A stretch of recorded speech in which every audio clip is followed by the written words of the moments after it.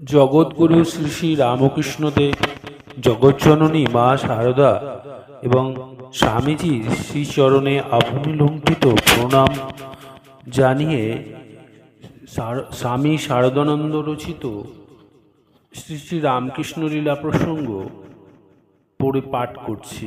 সপ্তদশ অধ্যায়, জন্মভূমি সন্দর্শন। প্রায় 6 মাস কাল ভুগিয়া ঠাকুরের শরীর অবশেষে ব্যাধির হস্ত হইতে মুক্ত হইল এবং মন ভাবমুখে দৈত্যাদৈত্য ভূমিতে অবস্থান করিতে অনেকাংশেই অভ্যস্ত হইয়া আসিল। কিন্তু তাহার শরীর তখনও পূর্বের ন্যায় সুস্থ ও সবল হয় নাই। সুতরাং বর্ষাগমে গঙ্গার জল লবণাক্ত হইলে বিশুদ্ধ পানীয়র অভাবে তাহার পেটের পীড়া পুনরায় দেখা দিবার সম্ভাবনা ভাবিয়া মথুরবাবু প্রমুখ সকলে স্থির করিলেন তাহার কয়েক মাসের জন্য জন্মভূমি কামারপুকুরে গমন করাই শ্রেয়। তখন সন 1274 সালের জ্যৈষ্ঠ মাস হইবে। মথুর পত্নী ভক্তিমতী জগদম্বা দাসী ঠাকুরের কামারপুকুরের সংসার শিবের সংসারের ন্যায় চিরদরিদ্র বলিয়া জানিতেন। অতএব সেখানে যাইয়া বাবাকে যাহাতে কোনো দ্রব্যের অভাব পেয়ে কষ্ট পাইতে না হয়, এই প্রকারে তন্ন করিয়া সকল বিষয় গুছিয়া তাহার সঙ্গে দিবার জন্য আয়োজন করিতে লাগিলেন। অনন্ত শুভমূর্তে উদয় হইলে ঠাকুর যাত্রা করিলেন। হৃদয় বহিরবী ব্রাহ্মণী তাহার সঙ্গে যাইলেন।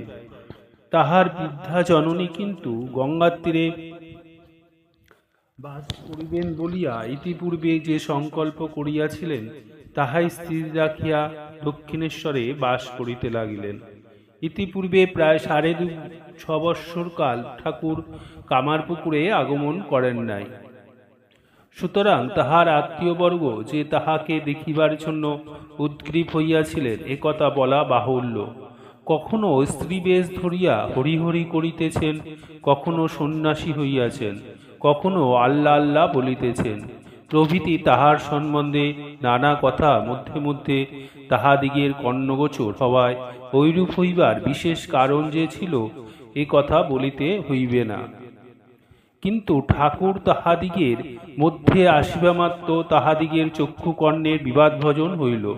তাহারা দেখিলেন তিনি পূর্বে যেমন ছিলেন এখনও তদ্রূপ আছেন। সেই অমায়িকতা, সেই প্রেমপূর্ণ হাস্য পরিহাস, সেই কঠোর সত্যনিষ্ঠা, সেই ধর্মপ্রাণতা, সেই হরিনামে বিভল হইয়া আত্মহরা হওয়া, সেই সকলেই তাহাতে পূর্বের ন্যায় পূর্ণমাত্রায় রহিয়াছে। কেবল কি একটা অদৃষ্টপূর্ব অনির্বাচনীয় দিব্যবেশ তাহার শরীর মনকে সর্বদা এমন সমুদ্ভাসিত করিয়া রাখিয়াছে যে সহসা তার সম্মুখীন হইতে এবং তিনি স্বয়ং ঐরূপ না করিলে ক্ষুদ্র সংসারের বিষয় লইয়া তাহার সহিত আলাপ পরিচয় করিতে তাহাদিগের অন্তরে বিষম সংকোচ আসিয়া উপস্থিত হয়। তদ্ভিন্ন অন্য এক বিষয় তাহারা এমন বিশেষ রূপে এইভাবে লক্ষ্য করিয়াছিলেন। তাহারা দেখিয়াছিলেন তাহার নিকটে থাকিলে সংসারের সকল দুর্ভাবনা কোথায় অপসারিত হইয়া তাহাদিগের প্রাণে একটি ধীর স্থির আনন্দ ও শান্তির ধারা প্রভাবিত থাকে এবং দূরে চাইলে পুনরায় তাহার নিকটে যাইবার জন্য একটা অজ্ঞাত আকর্ষণে তাহারা প্রবলভাবে আকৃষ্ট হন।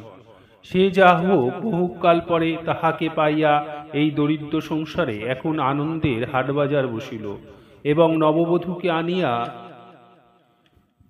সুখের মাত্রা পূর্ণ করিবার জন্য রমণীগণের নির্দেশে ঠাকুরের শ্বশুরালয় জয়রামবাটি গ্রামে লোক প্রেরিত হইল। ঠাকুর এ বিষয় জানিতে পারিয়া উহাতে বিশেষ সম্মতি বা আপত্তি কিছুই প্রকাশ করিলেন না। বিবাহের পরে নববধূর ভাগ্যে একবার মাত্র স্বামী সন্দর্শন লাভ হইয়াছিল, কারণ তাহার 7ম বর্ষ বয়সকালে কুলপ্রথা অনুসারে ঠাকুরকে একদিন জয়রামবাটিতে লইয়া যাওয়া হইয়াছিল। কিন্তু তখন তিনি নিতান্ত বালিকা। সুতরাং ওই ঘটনা সম্বন্ধে তাহার এইটুকু মাত্রই মনে ছিল যে হৃদয়ের সহিত ঠাকুর তার পিত্রালয় আসিলে বাটির কোনো নিভৃত অংশে তিনি লুকিয়া ও পরিত্রাণ পান নাই। কোথা হইতে অনেকগুলি পদ্মফুল আনিয়া হৃদয় তাহাকে খুঁজিয়া বাহির করিয়াছিল, এবং লজ্জা ও ভয়ে তিনি নিতান্ত সংকুচিত হইলেও তাহার পাদপদ্ম পূজা করিয়াছিল। ওই ঘটনার প্রায় 6 বৎসর পথে পরে তাহার 13 বর্ষ বয়স ক্রমকালে তাহাকে কামারপুকুরে প্রথম লইয়া যাওয়া হয়। সেবার তাহাকে তথায় 1 মাস থাকিতেও হইয়াছিল, কিন্তু ঠাকুর ও ঠাকুরের জননী তখন দক্ষিণেশ্বরে থাকায় উভয় কাহকে দেখা তার ভাগ্যে হইয়া ওঠে নাই। উহার 6 মাস আন্দাজ পরে পুনরায় শ্বশুরালয় আগমনপূর্বক 1.5 মাস কাল থাকিয়াও পূর্বোক্ত কারণে তিনি কাহাকেও দেখিতে পান নাই। মাত্র 3-4 মাস তাহার তথা হইতে পিত্রালয় ফিরিবার পরেই এখন সংবাদ আসিল ঠাকুর আসিয়াছেন, তাহাকে কামারপুকুরে যাইতে হইবে। তিনি তখন 6-7 মাস হইল 14 বৎসরে পদার্পণ করিয়াছেন। সুতরাং বলিতে গেলে বিবাহের পরে ইহাই তার প্রথম স্বামী সন্দর্শন। কামারপুকুরের ঠাকুর এবার 6-7 মাস ছিলেন। তাহার বাল্যবন্ধুগণ এবং গ্রামস্থ পরিচিত স্ত্রী পুরুষ সকলে তাহার সহিত পূর্বের ন্যায় মিলিত হইয়া তাহার প্রীতি সম্পাদনে সচেষ্ট হইয়াছিলেন। ঠাকুরও বহুকাল পরে তাহাদিগকে দেখিয়া পরিতুষ্ট হইয়াছিলেন। দীর্ঘকাল কঠোর পরিশ্রমের পর অবসর লাভে চিন্তাশীল মনীষীগণ বালক বালিকাদিগের অর্থহীন উদ্দেশ্যরহিত ক্রিয়াদিতে যোগদান করিয়া যেরূপ আনন্দ অনুভব করেন, কামারপুকুরের স্ত্রী পুরুষ সকলের ক্ষুদ্র সাংসারিক জীবনে যোগদান করিয়া ঠাকুরের বর্তমান আনন্দ তদ্রূপ হইয়াছিল। তবে ইহজীবনে নশ্বরতা অনুভব করিয়া যাহাতে তাহারা সংসারে থাকিয়াও ধীরে ধীরে সংযত হইতে এবং সকল বিষয় ঈশ্বরের উপর নির্ভর করিতে শিক্ষা লাভ করে, তদ্বিষয় তিনি সর্বদা দৃষ্টি রাখিতেন। এ কথা নিশ্চয় বলা যায়। ক্রীড়া কৌতুক হাস্য পরিহাসের ভিতর দিয়া তিনি আমাদিগকে নিরন্তর ওই সকল বিষয় যেভাবে শিক্ষা দিতেন, তাহা হইতে আমরা পূর্বোক্ত কথা অনুমান করিতে পারি। আবার এই ক্ষুদ্রপল্লীর অন্তর্গত ক্ষুদ্র সংসারে থাকিয়া কেহ কেউ ধর্মজীবনে আশা অতীত অগ্রসর হইয়াছে দেখিয়া তিনি ঈশ্বরের অচিন্ত মহিমা ধ্যানে মুগ্ধ হইয়াছিলেন। ওই বিষয়ক একটি ঘটনায় তিনি বহুবার আমাদিগের নিকট উল্লেখ করিতেন। ঠাকুর বলিতেন, এই সময় একদিন তিনি আহারান্তে নিজ গৃহে বিশ্রাম করিতেছেন। প্রতিবেশিনী কয়েকটি রমণী তাহাকে দর্শন করিতে আসিয়াছিলেন এবং নিকটে উপবিষ্ট থাকিয়া তাহার সহিত ধর্ম সম্বন্ধীয় নানা কথা প্রশ্নলাপে নিযুক্ত ছিলেন। ওই সময় সহসা তার ভাবাবেশ হয় এবং অনুভূতি হইতে থাকে তিনি যেন মীনরূপে সচিদানন্দ সাগরে পরমানন্দে ভাসিতেছেন, ডুবিতেছেন এবং নানাভাবে সন্তরণ ক্রীড়া করিতেছেন। কথা কইতে কইতে তিনি অনেক সময় ওই রূপে ভাবাবেশে মগ্ন হইতেন। সুতরাং রমণীগণ উহাতে কিছুমাত্র মন না দিয়া উপস্থিত বিষয় নিজ নিজ মতবাদ প্রকাশ করিয়া গণ্ডগোল করিতে লাগিলেন। তন্মধ্যে একজন তাহাদিগকে ঐরূপ করিতে নিষেধ করিয়া ঠাকুরের ভাবাবেশ যতক্ষণ না ভঙ্গ হয় ততক্ষণ স্থির হইয়া থাকিতে বলিলেন উনি এখন মীন হইয়া সচিদানন্দ সাগরে সন্তরণ দিতেছেন, গোলমাল করিলে উহার ওই আনন্দে ব্যাঘাত হইবে। রমণীর কথায় অনেকে তখন বিশ্বাস স্থাপন না করিলেও সকলে নিস্তব্ধ হইয়া রইলেন। পরে ভাবভঙ্গে ঠাকুরকে ওই কথা জিজ্ঞাসা করায় তিনি বলিলেন, রমণী সত্যই বলিয়াছে। আশ্চর্য, কিরূপে ওই বিষয় জানিতে পারিল? কামারপুকুর পল্লীস্থ নরনারীর দৈনন্দিন জীবন ঠাকুরের নিকটে এখন যে অনেকাংশে নবীন বলিয়া বোধ হইয়াছিল, এখন বুঝিতে পারা যায়। বিদেশ হইতে বহুকাল পরে প্রত্যাগত ব্যক্তির স্বদেশের প্রত্যেক ব্যক্তি ও বিষয়কে যেমন নতুন বলিয়া বোধ হয়, ঠাকুরের এখন অনেকটা তদ্রূপ হইয়াছিল। কারণ ওই কেবল 6.5 কাল মাত্র জন্মভূমি হইতে দূরে থাকিলেও ওই কালের মধ্যে ঠাকুরের অন্তরে সাধনার প্রবল ছটিকা প্রভাবিত হইয়া উহাতে আমূল পরিবর্তন উপস্থিত করিয়াছিল। ওই সময় তিনি আপনাকে ভুলিয়াছিলেন, জগৎ ভুলিয়াছিলেন এবং দূরাত সুদূরে দেশকালে সীমার বহির্ভাগে যাইয়া উহার ভিতরে পুনরায় ফিরিবার কালে সর্বভূতে ব্রহ্মদৃষ্টি সম্পন্ন হইয়া আগমনপূর্বক সকল ব্যক্তি ও বিষয়কে অপূর্ব নবীনভাবে দেখিতে পাইয়াছিলেন। চিন্তা শ্রেণীসমূহের পারম্পর্য হইতেই আমাদিগের কালের অনুভূতি এবং উহার দৈর্ঘ্য স্বল্পতাদি পরিমাণের উপলব্ধি হইয়া থাকে, একথা দর্শন প্রসিদ্ধ। ওই জন্য স্বল্পকালের মধ্যে প্রভূত চিন্তারাশির অন্তরে উদয় ও লয় হইলে ওই কালে আমাদিগের নিকট সুদীর্ঘ বলিয়া প্রতীত হয়। পূর্বোক্ত 8 বৎসরে ঠাকুরের অন্তরে কি বিপুল চিন্তারাশি প্রকটিত হইয়াছিল তাহা ভাবিলে আশ্চর্যান্বিত হইতে হয়। সুতরাং ওই কালকে তাহার যে এক যুগতুল্য বলিয়া অনুভব হইবে ইহা বিচিত্র নয়। কামারপুকুরে স্ত্রী পুরুষ সকলকে ঠাকুর কি অদ্ভুত প্রেমবন্ধনে আবদ্ধ করিয়াছিলেন তাহা ভাবিলে বিস্মিত হইতে হয়। গ্রামের জমিদার লাহাবাবুদের বাটি হইতে আরম্ভ করিয়া ব্রাহ্মণ, কামার, সূত্রধর, সুবর্ণবণিক প্রভৃতি সকল জাতীয় প্রতিবেশীগণের পরিবারভুক্ত স্ত্রী পুরুষদিগের সকলেই তাহার সহিত শ্রদ্ধাপূর্ণ প্রেম সম্বন্ধে নিয়ন্ত্রিত ছিল।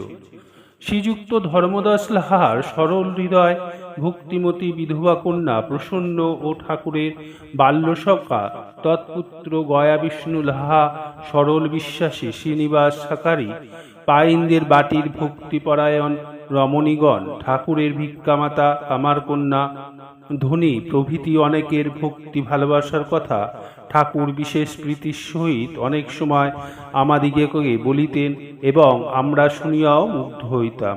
ইহারা সকলে প্রায় সর্বক্ষণ তাহার নিকট উপস্থিত থাকিতেন। বিষয় বা গৃহকর্মের অনুরোধে যাহারা ঐরূপ করিতে পারিতেন না, তাহারা সকাল সন্ধ্যা বা মধ্যাহ্নে অবসর পাইলেই আসিয়া উপস্থিত হইতেন। রমণীগণ তাহাকে ভোজন করিয়ায় পরম পরিতৃপ্তি লাভ করিতেন। তজ্জন্য নানাবিধ খাদ্য সামগ্রী নিজ সঙ্গে লইয়া তাহার নিকট উপস্থিত হইতেন। গ্রামবাসীগণের ওই সকল মধুর আচরণ এবং আত্মীয় স্বজনের মধ্যে থাকিয়াও ঠাকুর নিরন্তর কিরূপ দিব্য ভাবাবেশে থাকিতেন সে সকল কথার আভাস আমরা অন্যত্র পাঠককে দিয়াছি, সেই জন্য পুনরুল্লেখ নিষ্প্রয়োজন। ঠাকুরের নিজ পত্নীর প্রতি কর্তব্য পালনের আরম্ভ। কামারপুকুরে আসিয়া ঠাকুর এই সময় একটি সুমহৎ কর্তব্য পালনে যত্নপরায়ণ হইয়াছিলেন। নিজ পত্নীর তাহার নিকটে আসা না আসা সম্বন্ধে উদাসীন থাকিলেও যখন তিনি তাহার সেবা করিতে কামারপুকুরে আসিয়া উপস্থিত হইলেন, ঠাকুর তখন তাহাকে শিক্ষা দীক্ষাদি প্রদানপূর্বক তাহার কল্যাণ সাধনে তৎপর হইয়াছিলেন। ঠাকুরকে বিবাহিত জানিয়া শ্রীমৎ আচার্য তোতাপুরী তাহাকে একসময় বলিয়াছিলেন, তাহাতে আসে যায় কি? স্ত্রী নিকটে থাকিলেও যাহার ত্যাগ, বৈরাগ্য, বিবেক, বিজ্ঞান সর্বত্রভাবে অক্ষুণ্ণ থাকে, সেই ব্যক্তি ব্রহ্মে যথার্থ প্রতিষ্ঠিত হইয়াছে। স্ত্রী ও পুরুষ উভয়কেই যিনি সমভাবে আত্মা বলিয়া সর্বক্ষণ দৃষ্টি ও তদনুরূপ ব্যবহার করিতে পারেন, তাহারই যথার্থ ব্রহ্মবিজ্ঞান লাভ হইয়াছে। স্ত্রী পুরুষের ভেদ দৃষ্টি সম্পন্ন অপর সকলে সাধক হইলেও ব্রহ্মবিজ্ঞান হইতে বহুদূর রহিয়াছে। শ্রীমৎ তোতার পূর্বোক্ত কথা ঠাকুরের স্মরণ পথে উদিত হইয়া তাহাকে বহুকালব্যাপী সাধনলব্ধ নিজ বিজ্ঞানের পরীক্ষা এবং নিজ পত্নীর কল্যাণ সাধনে নিযুক্ত করিয়াছিল।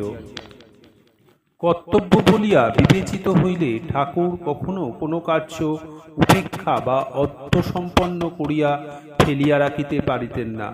বর্তমান বিষয়েও তদ্রূপ হইয়াছিল।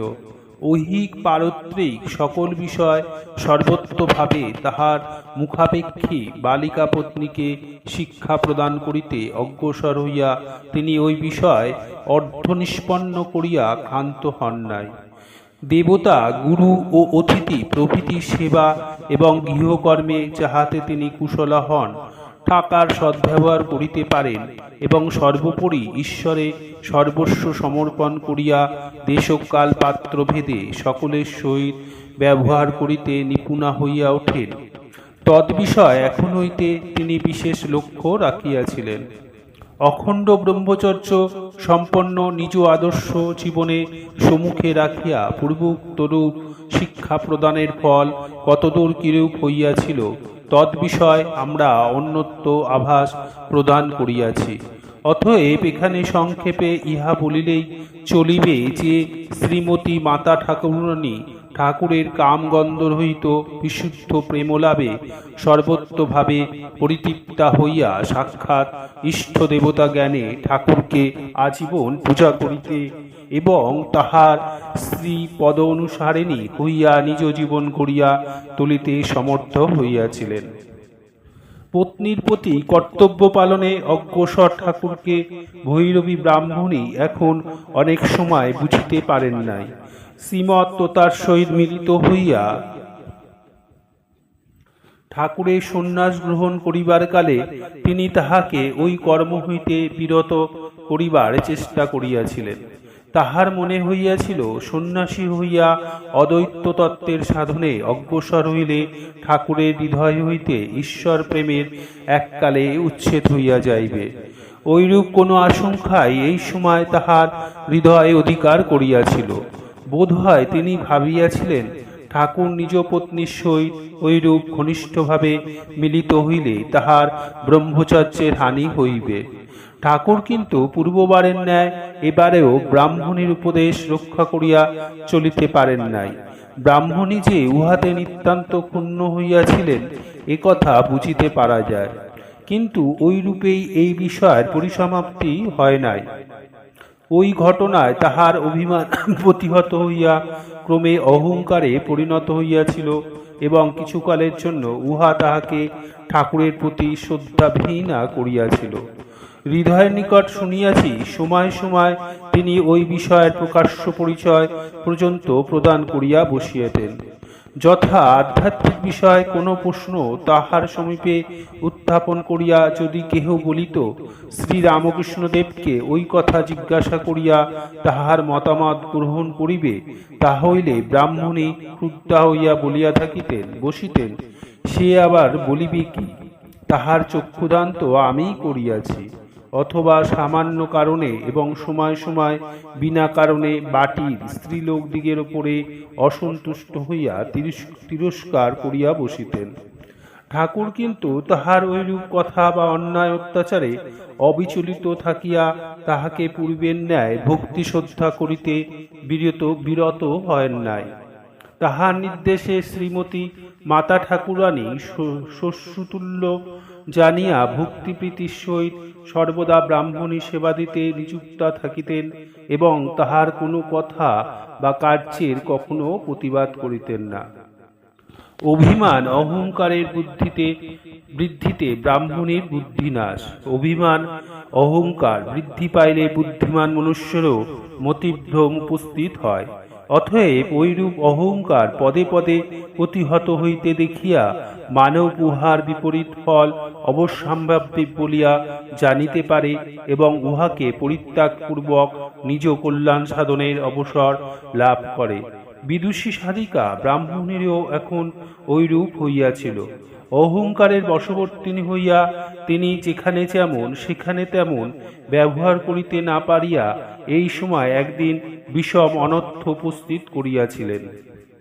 ওই বিষম ঘটনা শ্রীনিবাস শাকারির কথা আমরা ইতিপূর্বে উল্লেখ করিয়াছি।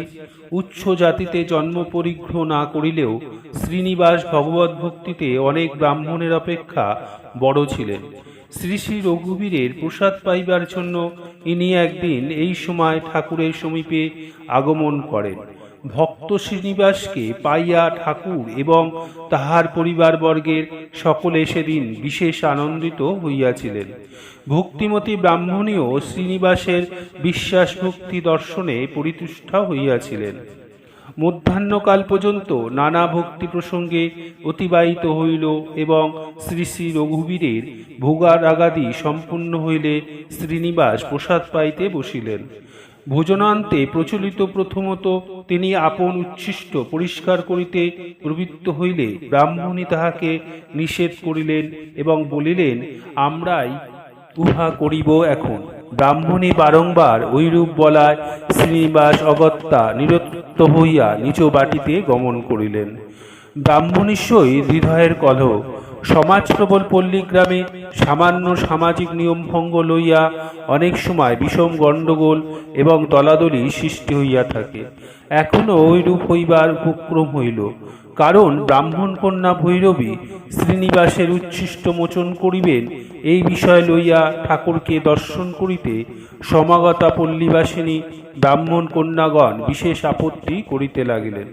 ভৈরবী ব্রাহ্মণী তাহাদের ঐরূপ আপত্তি স্বীকার করিতে সম্মত হইলেন না। ক্রমে গণ্ডগোল বাড়িয়া উঠিল এবং ঠাকুরের ভাগিনেও হৃদয় ওই কথা শুনিতে পাইল। সামান্য বিষয় লইয়া বিষম গোল বাঁধিবার সম্ভাবনা দেখিয়া হৃদয় ব্রাহ্মণীকে ওই কার্যে বিরত হইতে বলিলেও তিনি তাহার কথা গ্রহণ করিলেন না। তখন ব্রাহ্মণী ও হৃদয়ের মধ্যে তুমুল বিবাদ উপস্থিত হইল।